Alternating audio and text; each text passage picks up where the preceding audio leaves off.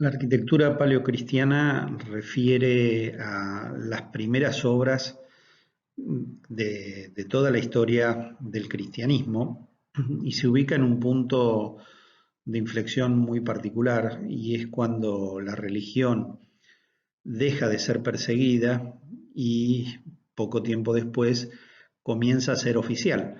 Por lo tanto, en ese momento de la historia se produce una suerte de surgimiento de los espacios de culto que al principio estaban contenidos bajo las formas de otros cultos, o, como es más conocido, en las catacumbas. Pero además, esta cuestión de la medida, de la autoridad del emperador, de dejar de perseguirla y pasar a que sea oficial, hizo que de repente la arquitectura necesite una expresión que funcionalmente sea aceptable a las prácticas, pero que no haya tiempo de pensar demasiado en su elaboración. Era como tomar de los espacios existentes, excluyendo obviamente aquellos del culto pagano, cuáles eran las formas que podían rápidamente adaptarse a el culto cristiano. En ese sentido, José Ramón Alonso Pereira dice que el principio tipológico de todos los templos cristianos, la basílica paleocristiana, tiene su origen en la basílica romana, aunque si nos remontamos arquitectónicamente más atrás, puede plantearse la evolución de ambas a partir de la stoa griega, siendo el espacio basilical el resultante de la cubrición del espacio que media entre dos estoas enfrentadas. Esto acuerdan la mayoría de los investigadores, más allá que alguno da algunas otras hipótesis de dónde surge la basílica cristiana. Claramente hay una relación tipológica muy fuerte con las basílicas romanas, que son o eran los lugares donde se impartía justicia. Pensemos que en esa época además estaba como muy evolucionada la capacidad constructiva del Imperio Romano. Por supuesto, hay algunas sustracciones más que adiciones que se le va a hacer a esa basílica romana, como por ejemplo suprimir un ábside, suprimir los accesos laterales, transformar ese ábside en uno de los accesos, para poder darle funcionalidad a este nuevo edificio. El ábside, que era el sitio donde se impartía justicia en la Basílica Romana, pasa a ser el sitio importante donde el orador, el que celebra la misa, se va a ubicar, y la nave principal con sus dos naves laterales van a ser el sitio donde los fieles van a escuchar la palabra sagrada. Nótese que la planta tiene una jerarquía muy importante en su nave central, porque había un mensaje sumamente claro que se enviaba con este edificio, y es que el único camino cierto es el camino a Cristo. Entonces, desde el acceso hacia el ábside hay una zona claramente marcada, que es la zona donde los fieles se ubican para escuchar la palabra de Dios. Hay también dentro de la tipología un nártex, o lugar que antecede el ingreso a esta iglesia. En el corte típico también vemos algunas características, en este caso de las primeras iglesias que tenían 5 naves, pero luego se va a sintetizar y se van a quedar en iglesias de 3 naves. En cualquiera de las dos, el rasgo saliente va a ser que esas cubiertas a 2 aguas van a tener una diferencia de altura importante entre las naves laterales y la nave principal. Ahí se va a ubicar el clerestory, o piso iluminado, sería como la traducción de ese término inglés, porque desde allí ingresaba la luz que iba a bañar esa nave central.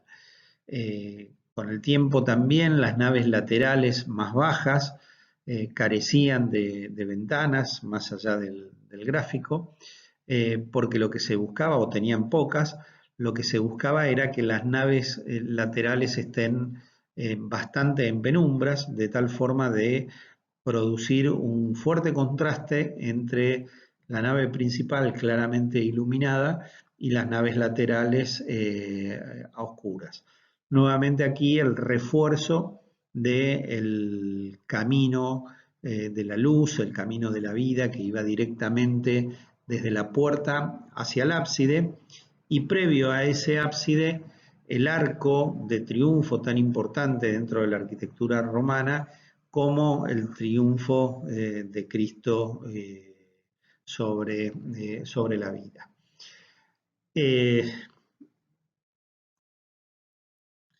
Aquí vemos otro esquema de basílica paleocristiana donde vemos también un atrio, un patio con la fuente bautismal y el acceso propiamente dicha. Y un tema a destacar es el de la cubierta de madera, donde por un lado vemos que los romanos manejaban muy bien las técnicas de construcción para poder haber abovedado en hormigón, en piedra, en ladrillos, esos espacios. Se entiende que había cierta inclinación a no producir un espacio de gran monumentalidad, porque no era justamente lo que se pregonaba desde la religión, y por otro lado también una necesidad de construir con cierta rapidez, con cierta facilidad y con cierta economía, lo cual permitía más la madera y la teja. Bruno Sevi, otro autor destacado que, sumado a Alonso Pereira, recomiendo su lectura. El caso de Alonso Pereira que citábamos antes, son solo 3 hojas, pero muy importante que puedan justamente profundizar desde ese libro, desde el Sevi o desde el Spiro Kostov. Bueno, Sevi nos dice que la iglesia cristiana no sea el edificio misterioso que oculta el simulacro de un Dios, en cierto sentido tampoco es simplemente la casa de Dios, sino el lugar de reunión, de comunión y de oración de los fieles. Es lógico que los cristianos se inspirasen en la basílica mejor que en el templo romano, ya que ella había constituido el tema social del mundo edilicio precedente.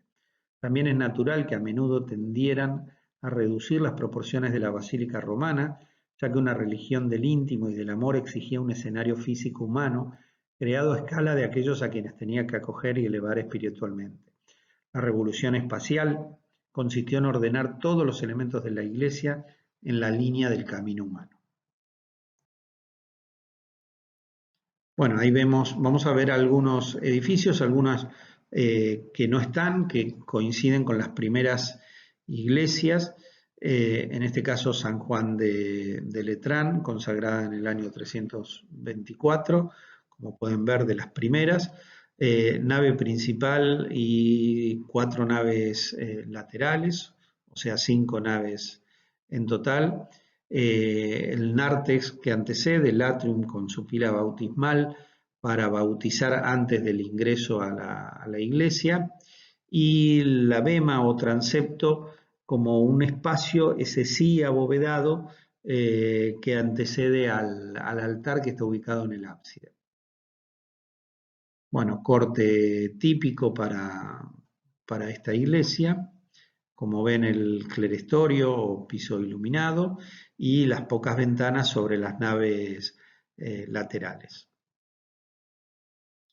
San Pablo Extramuros, otra iglesia también importante y de la primera época, también de las de 5 naves. Vemos nuevamente los elementos constructivos constituidos por esas columnas donde apoyan los muros con ventanas, sobre todo el de la nave central, la estructura de cerchas de madera que sostiene la cubierta. Al fondo vemos el arco de triunfo. Planta de San Pablo de extramuros. Rod señala que el arco triunfal se duplica, uno que finaliza el espacio basilical y otro que inicia el absidial. Esta duplicación termina la aparición de un espacio nuevo que denominamos transepto. A veces es una verdadera nave transversal que dialoga arquitectónicamente en plano de igualdad con los elementos basilical y absidial. Ahí lo vemos, igual que en el ejemplo anterior que se mencionaba como bema, ese transepto, esa nave que traspasa a las longitudinales, como decíamos, muchas veces estaba construido en piedra en una bóveda y que Rod subraya que aparece así una suerte de doble arco triunfal, uno al inicio y otro al final de ese transepto. San Pedro, el San Pedro antiguo, ubicado donde hoy está la famosa iglesia basilical de San Pedro, en Roma, en realidad es una sucesión de arquitecturas de distinta época. La primera es el Circo de Nerón, lo que ustedes ven en verde. Sobre la demolición de dicho espacio se construye justamente San Pedro en el lugar que se cree falleció. Ven en marrón el trazado de la iglesia basilical, que ahora vamos a ver, y por debajo se puede observar la actual iglesia basilical de San Pedro y toda la plaza que ya tendremos oportunidad de estudiar. Ahora sí, con la Basílica Antigua de San Pedro, otra vez los elementos centrales, pórtico de acceso, atrio con pila bautismal, nártex, 5 naves, nave central muy importante, transepto y ábside. Vemos el corte. Las naves típicas, las iglesias más típicas, al reducir una de las naves laterales, van a lograr bajar la altura de la nave principal.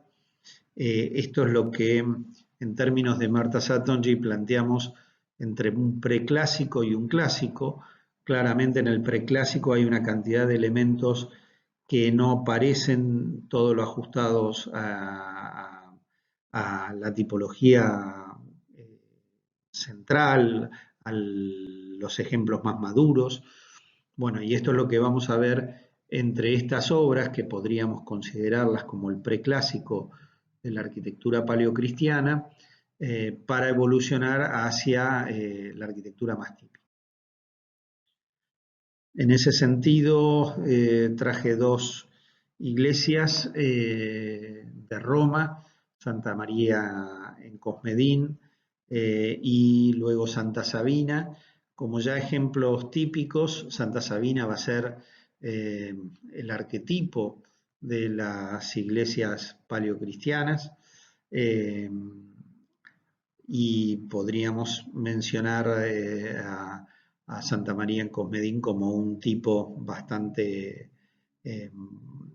destacado, ¿no? Ahí podremos ver el nártex,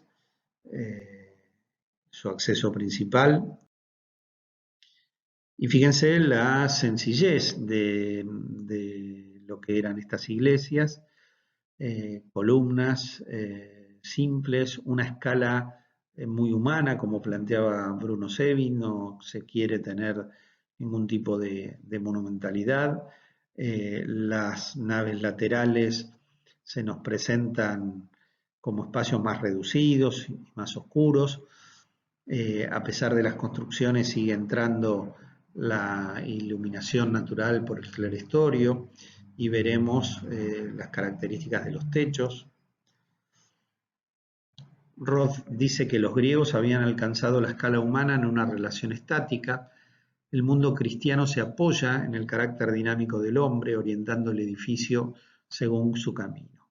Claramente, la iglesia cristiana, el paleocristiano, es una iglesia de recorrido unidireccional, lineal, que va desde la puerta, acompañado por los ritmos de las columnas, de los arcos y de las ventanas, en un camino muy pausado hacia el arco triunfal que nos anticipa la llegada al ábside y por lo tanto a Cristo. Ahí vemos esos pequeños arcos que van marcando ese ritmo pausado. Fíjense cómo apoyan sobre pequeñas columnas. Y allí podemos ver esa cubierta de cerchas de madera, de estructura de madera y de ladrillo. Entendemos su liviandad y su economía frente a otros sistemas. Esta imagen es mejor para poder ver la estructura de madera, los ladrillos que conforman la estructura de ese techo, y todavía podemos ver parte de las pinturas sobre las paredes. Otra imagen más para poder apreciar la estructura de madera y el clerestorio, como también las pinturas. Una imagen desde la nave lateral que claramente nos hace sentir la marginación de no participar de ese espacio y de esa actividad religiosa desde el centro mismo de la escena. Detalle de los arcos apoyando sobre un capitel. Y Santa Sabina, en Roma, decíamos, puede considerarse como el arquetipo, más allá de que vamos a ver algunos elementos muy particulares. La planta esta es una planta de relevamientos que aparecen más elementos de los que van a ver en la realidad. Al nártex desde la calle se ingresa desde un costado para luego sí poder poder ingresar desde el frente y recorrer el camino desde la nave principal hacia el ábside. Esta es una imagen desde la calle que nos muestra una vinculación muy directa con la arquitectura romana imperial. Vemos el tamaño de las ventanas, ha tomado jerarquía, y vemos también esa relación con la nave lateral. Miren ahí esos tres elementos, ¿no? Ábside, nave principal y nave secundaria o nave lateral. Noten la diferencia de las ventanas de la nave principal con las de la nave lateral. Claramente hay una jerarquía en este edificio, se han como despegado directamente ambas naves en lo que es la expresión externa del edificio. Ese es el acceso desde el patio, como les decía, se entra por un costado. Este es un patio que nos da el acceso a la... Y ahí sí, la nave principal que nos muestra ese camino totalmente iluminado, con una jerarquía diferente al de la iglesia antes vista, donde vemos en este caso una arquitectura mucho más sólida en su expresión, pero no han cambiado los elementos principales. El camino, como decíamos, sigue siendo lo dominante dentro de este espacio, y ese camino está, por un lado, determinado por la dirección de los muros, pero acompañado también por el ritmo de sus columnas y de sus arcos. Es decir, es un camino que no se lo recorre de cualquier manera, se lo recorre de una manera pausada, como si fuera un camino de reflexión que nos lleva desde nosotros mismos, desde el acceso, hasta la palabra sagrada, que es la que nos encuentra debajo de aquel arco de triunfo que vemos en el fondo de la imagen. La imagen esta nos muestra desde una nave lateral y vemos nuevamente la diferencia de espacios entre una y otra. Otra imagen más clara desde la nave lateral.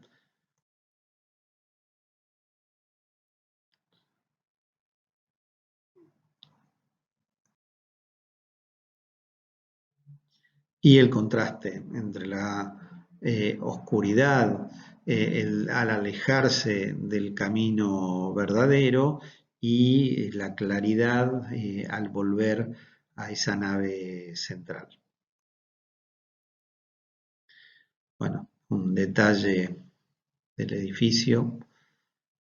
Fíjense la diferencia de las aberturas en la nave principal en lo alto y logren ver a través de los arcos de esa nave principal las ventanas de las naves secundarias.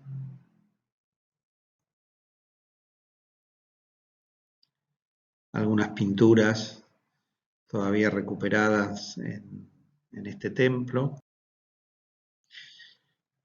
Y por último, otros templos de planta central, porque la planta basilical fue dominante pero no fue única.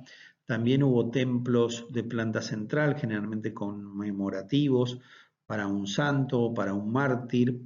Y el más significativo o el más representativo de esta época va a ser Santa Constanza en Roma, donde vemos esa planta central y cómo de alguna manera nos muestra también un espacio central jerarquizado y uno secundario que va a ser esa bóveda anular que gira en torno al espacio central.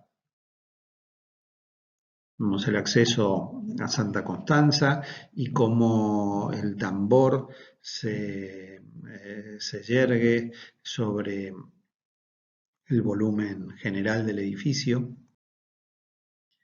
y un interior donde esa bóveda anular descansa en pares de columnas unidas por un arquitrabe que le dan justamente una característica muy especial y una solución constructiva también muy particular a este espacio. Otra imagen que nos permite comprender esos ritmos que veíamos en una iglesia basilical, cómo en este caso se resuelven con la misma pausa, con la misma ceremonia, con la misma reflexión dentro de un espacio centralizado. Y vemos otra imagen. Pero también hubo templos que se construyeron más allá de las fronteras, las primeras, que tienen que ver con la búsqueda de los lugares centrales del cristianismo. Y estos templos comenzaron a buscar la combinación de las plantas basilicales con las plantas centrales, algo que estuvo en el centro del debate arquitectónico durante 15 siglos aproximadamente, ¿no? Vemos acá en la iglesia de la Natividad de Belén esta planta que recoge lo típico de las plantas basilicales, pero incorpora en el lugar del ábside un elemento tan fuerte e contundente como puede ser, como es el de un octógono, como planta conmemorativa, ¿no?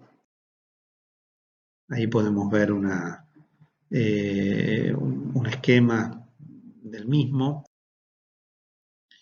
Y la iglesia del Santo Sepulcro, donde esa sumatoria se va a dar con dos edificios, la iglesia propiamente dicha, primero de planta basilical y luego el espacio del Santo Sepulcro como una planta centralizada conmemorativa. Y ahí vemos un esquema del mismo. Bueno, con esto cerramos brevemente esta clase de paleocristiano. No he querido tampoco ahondar mucho más porque he preferido traer algunos videos, tratemos de ir encontrando algunas variantes y me parecieron muy buenos estos dos videos que no son muy largos del profesor Julián González de la Universidad Francisco Marroquín de Guatemala. Por lo tanto, los invito a que los escuchen. Vamos a estar bastante en sintonía, pero van a aportar algunos aspectos más que interesantes. Y también traje uno de la Basílica de San Pedro, porque me parece importante ir viendo desde el dibujo propiamente dicho cómo es la representación de este tipo de arquitecturas. Bueno, con esto los dejo con el material complementario para que continúen ustedes con las clases.